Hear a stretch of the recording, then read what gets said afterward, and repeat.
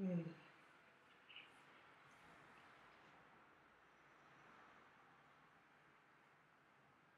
Give thanks for this breath. Give thanks for this breath. Give thanks for this heart that beats.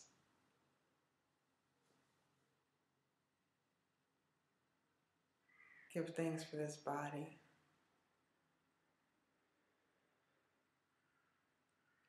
Give thanks.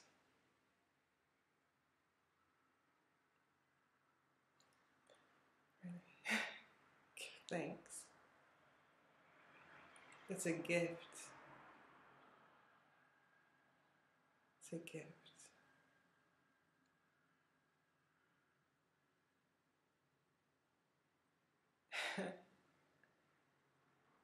It's a gift.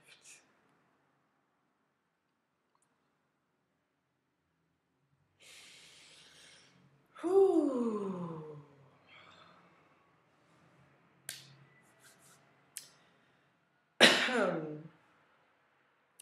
It is now officially 6:45 a.m. my time, your time. It is 6:45 a.m. and I ain't slept a wink yet. I ain't slept all night long.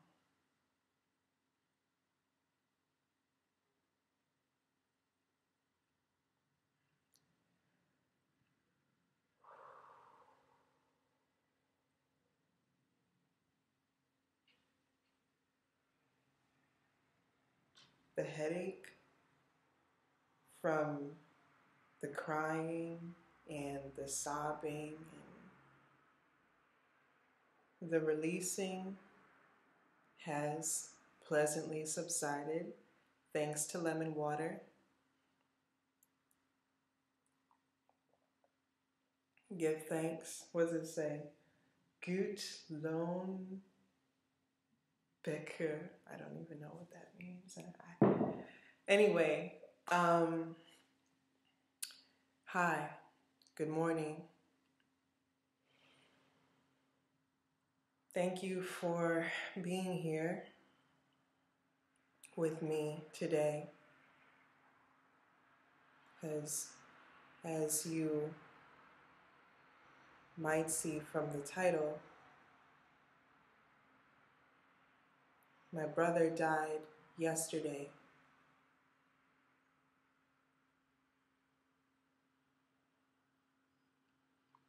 My brother died yesterday. My Baba died yesterday. Baba.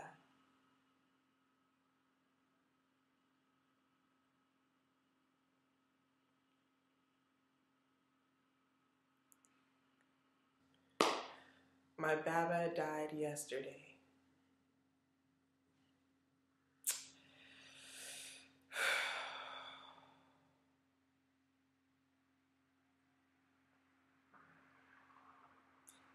It hasn't even been 24 hours since he passed.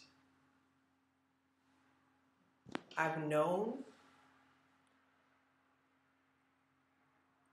for less than 12 hours. So this is all very fresh, as it is intended to be for this expression. But we going deep today. And I have some thoughts and some feelings that I'd like to share that are really calling to me, calling out to you. And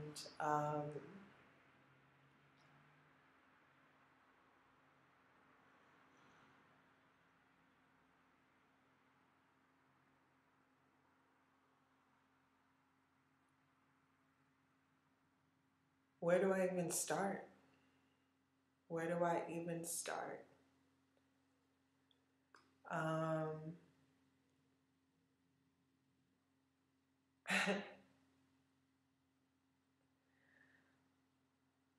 want to talk about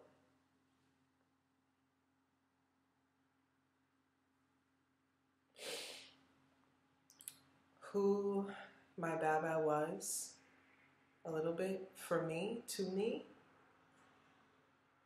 and how he died and how I feel about it. And because I've been in my feelings. I've been in my feelings about this. And yeah, I've been in my feelings. And what I want to say is that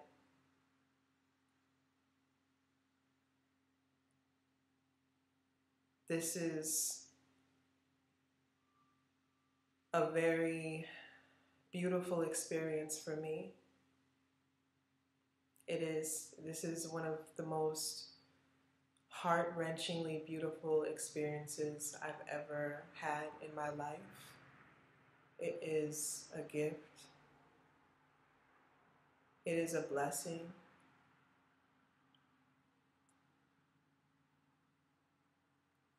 And the sadness that I feel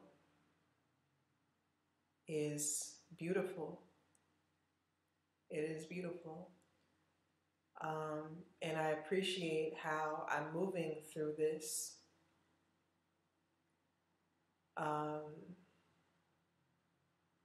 with grace.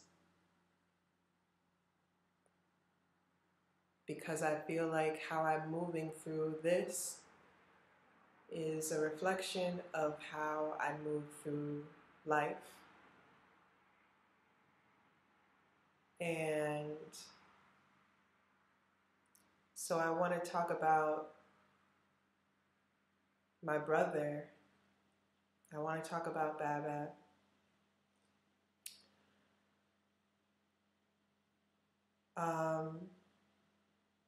First of all, this is my big brother. He was 4 years older than me. I can't believe I'm saying the word was when I'm talking about my brother. My brother was 4 years older than me. He was 32 years old. So he died young. The last time I spoke to him was on his birthday on May 13th. Our birthdays are 3 days apart.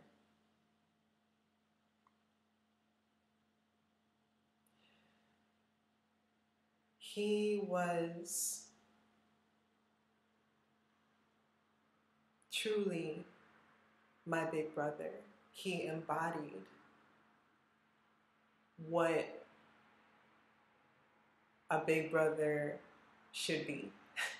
He took care of me. He cared about me. He did his best to provide for me when nobody else would. He was my ally. He was my advocate. And of course, we had to grow into that relationship. It wasn't always that way, but I think that he grew into our brother-sister relationship. We both grew into it in this way, and it was very beautiful. And I think that for my first year in Los Angeles, I don't know if y'all remember, some of y'all will remember the first time I was in LA, not the first time, but when I had first arrived to LA last year, I had made a video talking about how I was struggling financially, and I had separated myself from my family, which I did. I was not in touch with anyone in my family. I did not have any friends at the time who I could reach out to really and ask for help. I didn't know anybody in Los Angeles. I was completely alone. And at the time, before I had really fully understood how to use my gifts and my resources to thrive and sustain myself, before I had turned to that, I was turning to the outside world, and I was looking for, I was looking to provide for myself, and it just wasn't. I got desperate, and I remember the night after I got rejected from the only strip club that would even dare to audition me. And it was one of the worst nights of my life, honestly. It was so emotionally painful and horrible. I called on my brother, and I hadn't spoken to him since I left home, which had been months. And from then on, my brother was my light. He was my guardian. And I knew that he was that before, but he was really, really, he had really stepped into that purpose. And he played a huge role in just me feeling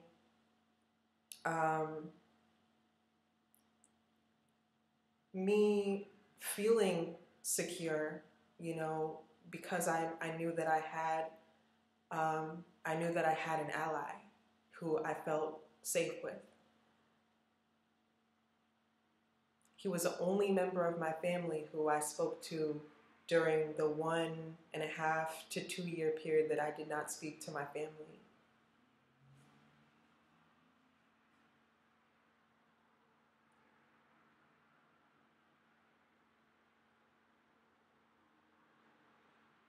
He was really just a light being, straight up. He was. But unfortunately, I don't think that he knew it, and he suffered a lot. He suffered emotionally, spiritually. I would dream about his, I would see them, I would see his suffering, I would see the beings that he was grappling with. I would see his, like a physical manifestation of his spiritual woundings. I saw the battles that he was in, and I couldn't save him. That was what one dream showed me years ago, like 4 years ago. And I would tell him things like that, like, I know what you're dealing with. He suffered, and he tried to hide it, he tried to mask it, and he didn't tell anybody what he was going through. Now, I know what you might be thinking, that this might be like a suicide story. It's a little bit more nuanced than that.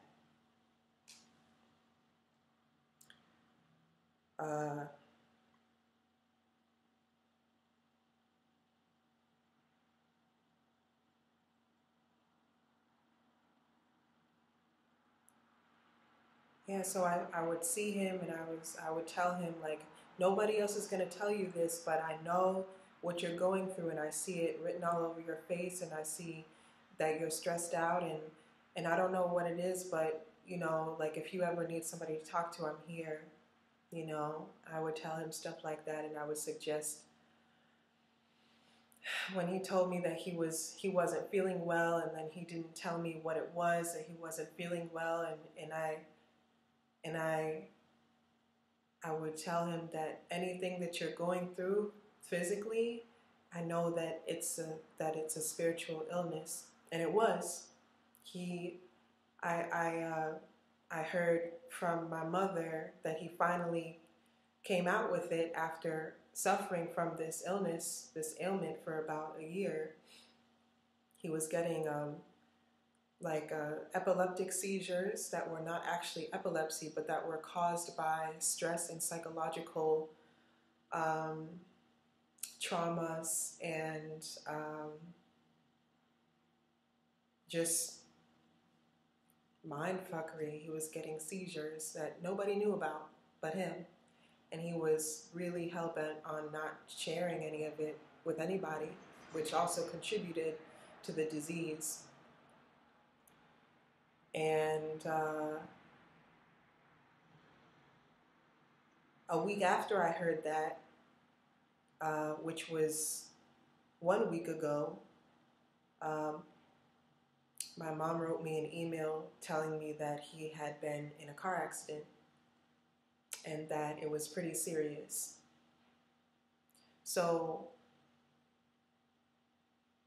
I was already, I had already been trying to reach out to him because I had sent him a cat video that reminded me of him and I wanted him to see it. And when he didn't respond back, I knew something was wrong. And come to find out, he was in the hospital from his car accident. But basically, he was in a car accident that was pretty bad.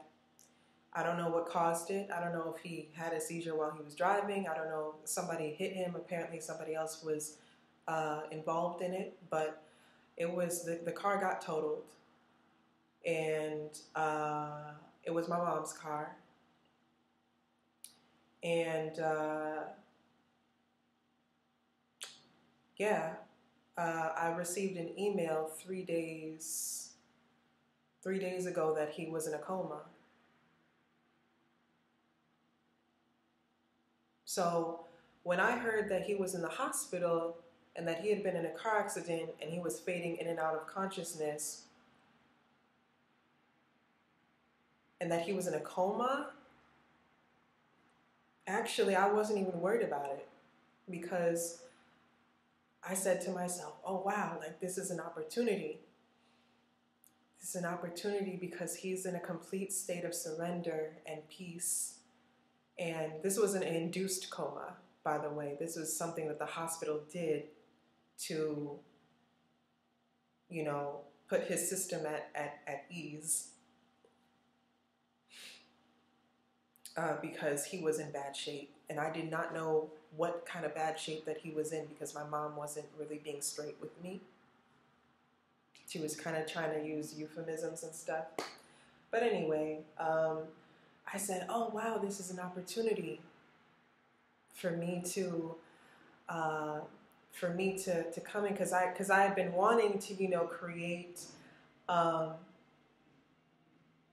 I'd been wanting to create some sort of a meditation tape or something easy that he could listen to before he goes to sleep, or something that he could just that could aid with his stress and his all the ups and downs that he's experiencing. I don't know what it was. I never knew what it was, but I just knew that I could share something with him. And so when I heard that he was in a coma, I said to myself, oh wow, this is an opportunity. And I immediately got this vision. I was so happy. I got this vision of me creating this audio tape with my voice, and I was going to lay down on the ground and speak to him, and I was going to tell him that I was laying down right next to him and that I was with him and that I'm closing my eyes just like him and we're laying together and I'm right by his side, and that I was going to talk to him and tell him that God put him in this position because he's been going and he's been working and he's been emotionally stressing his system, and his body just broke down, and he wasn't going to stop on his own, and so God just made him have to stop. God made him have to stop and make a decision about his life. I was going to tell him that, and that this is a gift and this is a blessing. This was his choice. And I was going to tell him that he is such a gifted soul, and that he doesn't he hasn't really fully explored his gifts. He was such a gifted person. You know, we have the same blood. I know that I'm gifted. I think that some people, when they're very gifted and they lose track or they don't have the tools to really fully to come into themselves, and their natural selves are so,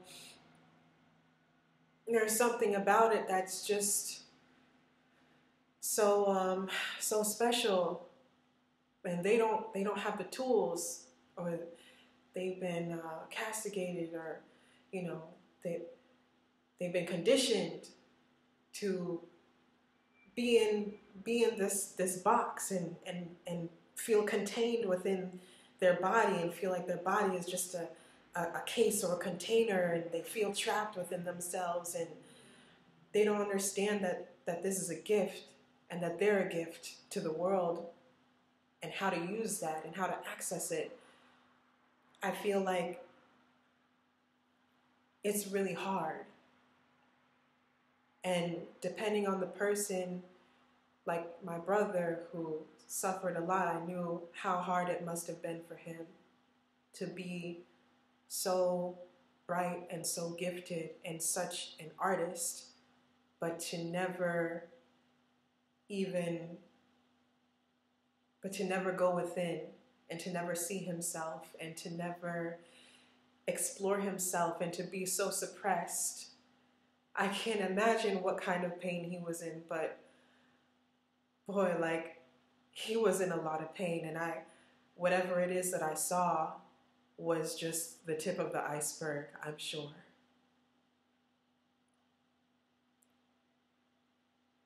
But anyway, in the audio tape, I was gonna tell him all these things and talk to him throughout, kind of like, you know, like a radio host. And then I was gonna put my favorite songs in there. Like, there's these 3 songs that I heard recently by Holy Other, and they were so special to me, and some of them reminded me of death, and some of them reminded me of revival, and like something was happening, and like life happening, and they were just so inspiring for me. And I love to dance to those songs, and so I was gonna put that in the audio tape. And I was also gonna put nature sounds in there, and birds, and maybe kitty cats, and you know, water, like the, you know, brook, or something soothing to his spirit. I was gonna put that in there as well. And I was gonna ask my mom to if she could download it on her phone, and give him the headphones so he could listen to it while he was in the coma. Because, you know, people in comas, they can hear shit. They understand. They can hear. They can dream. And so somebody who's blocked off, you know, in their everyday life, and they're so much in their head that they can't really receive it, when they're in the coma and they're out of their head space, and they're more they are more receptive. They're more in a state of surrender. And so I felt like he would be able to receive it, and just experience it, you know, and that it could aid in his healing, or whether or not he woke up, that it could aid in whatever transition that he was making.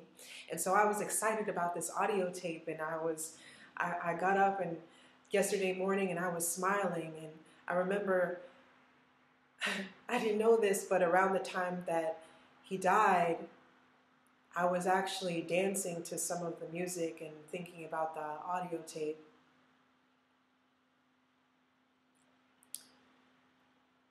And, you know, I called my mom, and I really had to pull it out of her, like, what's going on with my brother. Give me the real. I can handle it. She was afraid that I would be so sad that I would commit suicide myself, and just to be with him. And I had to first reassure her that I was going to be here and that I can handle it. And then she told me that he passed away that morning.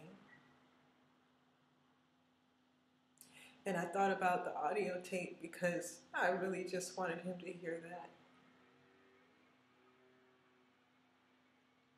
But it's okay because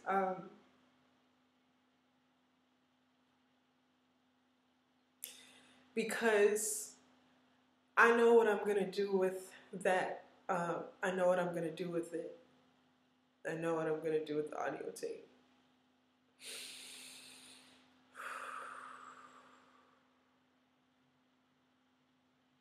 I know what I'm going to do with it.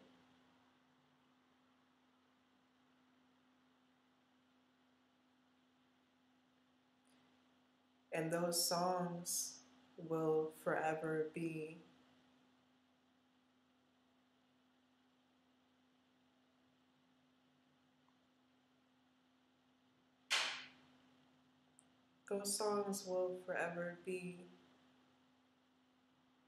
in my memory as the songs that I played in my mind that remind me of his death. And they're some of the most beautiful songs I've ever heard, and they will live on. They will. This vision will live on. So I wanted to say something about my brother and how he died, because I mentioned that he had suffered before, and I wanted to say that there's a piece of me that feels very at peace with the fact that he is gone from this earth, because I realize that some people can overcome their suffering in their lifetime, and I believe that so many people are capable of doing that more than they even know. And I believe that he was capable of doing that if he was able to reach really deep within himself. But I think that I would think about him, and I thought about him for a couple of years while I was living with him, with my mom. And I was thinking about what's his life going to be like, and what's the trajectory of his life, and how, when is his time going to be? And I would think about it sometimes, and I would think that I wouldn't be so surprised if he killed himself, because I know that he's sad. I wouldn't be so surprised, but I don't know if he would do that, because I don't know that that's in his character to end his life that way. I think that, I don't think that he would do that. And maybe it might even be for other people that he wouldn't do that. But I think that he slowly and, inadvertently killed himself through his own mental illness. And I believe that, God placed this car crash in his life so that he could make that decision. And I cannot speak for him at this moment, but I have wondered if he even wants to be here, because I know how much he was hurting. And so when he died, and when I think about his life and how he struggled so much internally, I knew that that it was okay, because he was at peace. And when he was in his coma, he was probably the most at peace that he had ever felt in his life, or at least for a very long time. And that perhaps he chose that. Perhaps he, in his lifetime, would not have come out of his own suffering, and so he chose to opt for something else. And that's okay, because, that's the thing that I learned from this, is that, uh, we look at, people dying young, people dying at, in their 30s or 20s or whatever, and, so all too often we can judge that they died too young, and it was and I understand that. I do, and that's part of why it's a tragedy that he died, is because he was young and he really did have this potential, and he really was great, and he really could have been happy. But I think that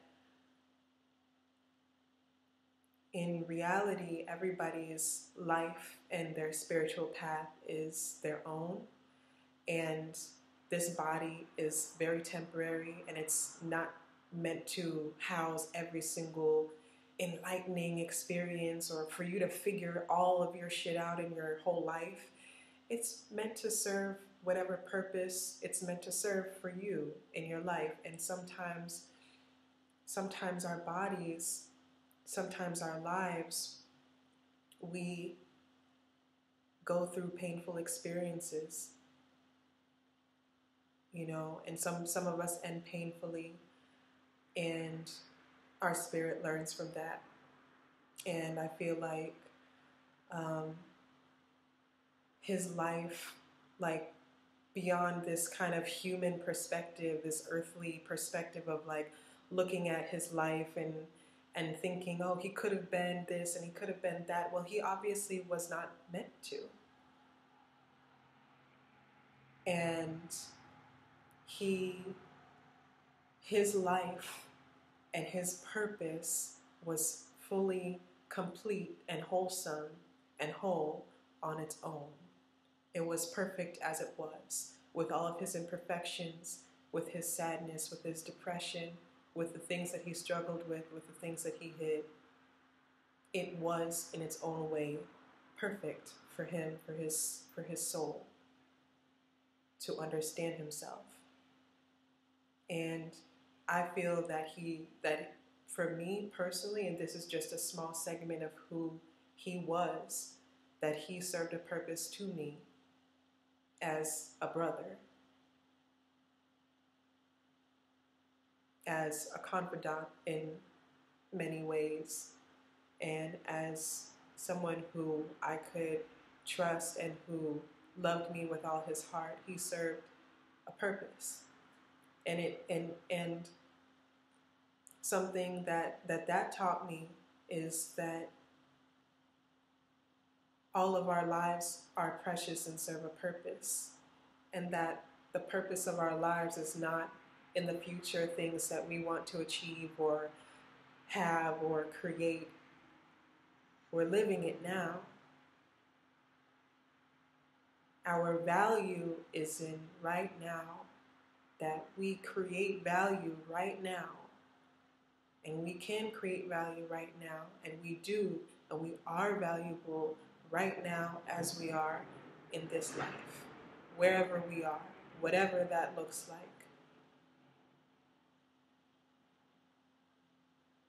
It's not about the stuff that, it's not about ending life with a perfect resume. It's really about understanding your value, your inherent value, your natural value, and living from that space.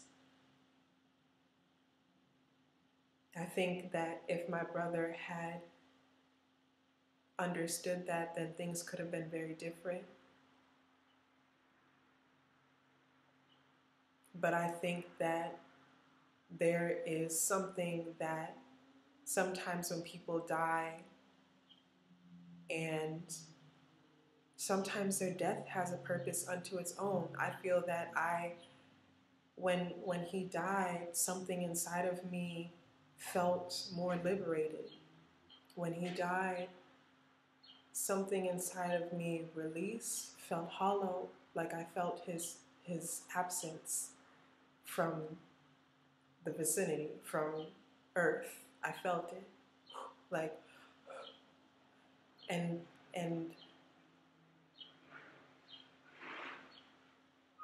I felt liberated. I felt like I felt inspired to truly live.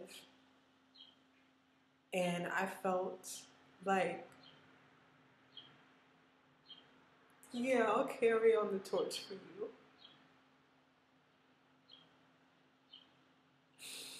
Yeah, I'll carry the torch.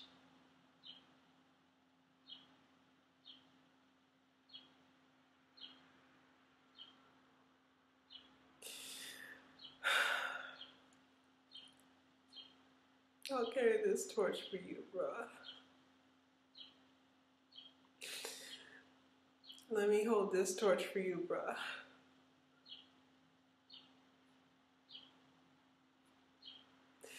Let me carry this torch that you couldn't carry. You carried the torch that I couldn't carry.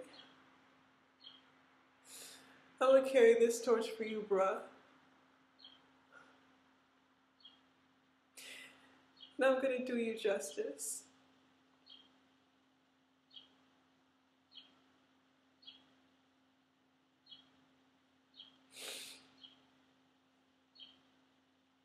The Spirit is with me.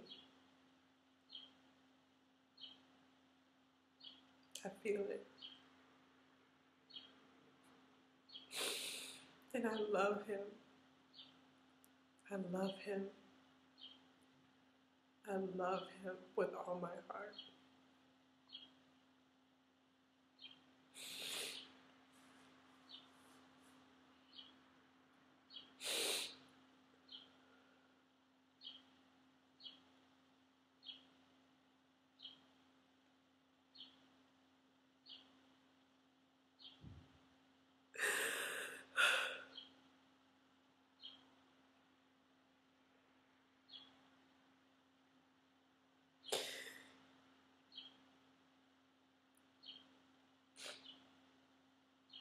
He always respected my freedom and my right to be free, and he always had this profound understanding of me. Like, he was very accepting, even when my parents didn't understand. I think that in a lot of ways, I used to call myself like the black sheep of the family. I don't really like that word because I'm black, you know, but I think that he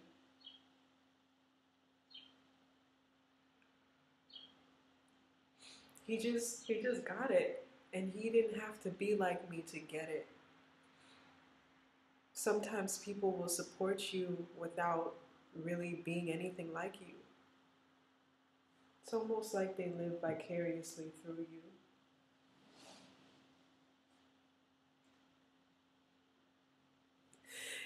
He always would tell me, especially when I was in LA and I was struggling sometimes, he would tell me that I have. He would always tell me how much. He would always talk about the value that it was immeasurable value.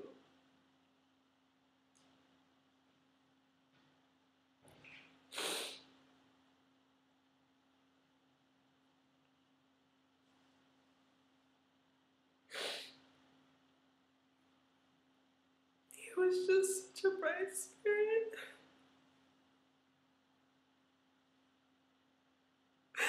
I love him.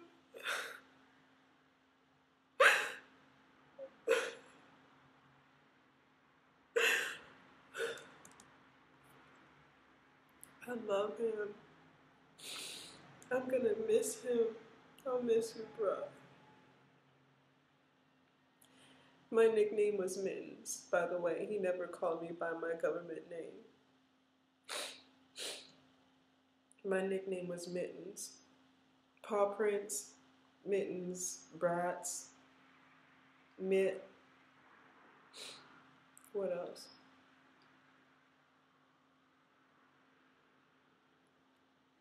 Gato.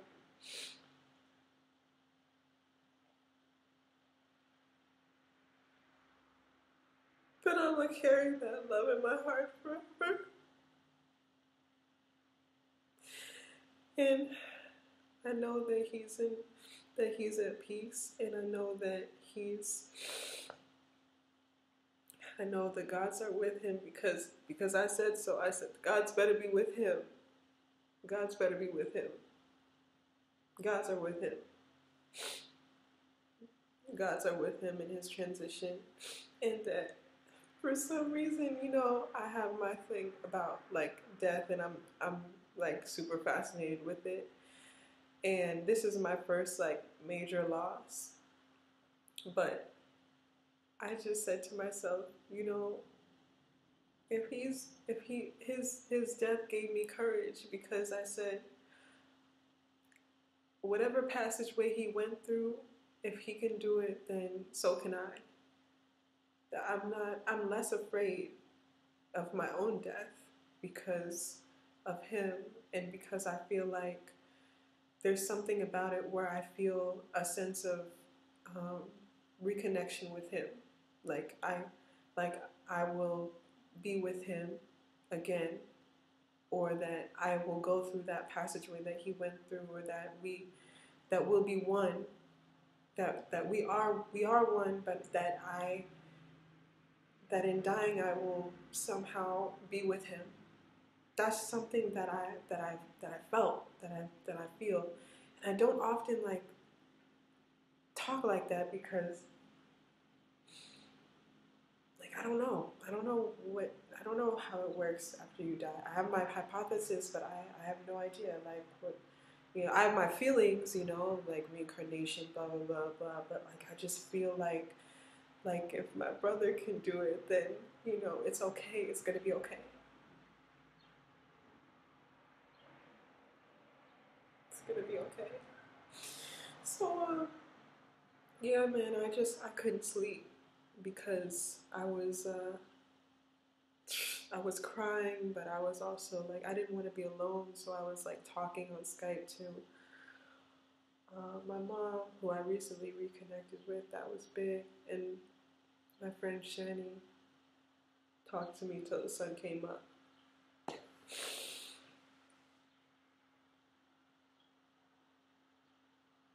I'm grateful. I'm grateful. I'm just grateful, and I'm glad that he doesn't have anything to worry about anymore. Blessings on his journey. I love him. I miss you, Baba. Cheers. Peace, love, gratitude for his soul. I love him.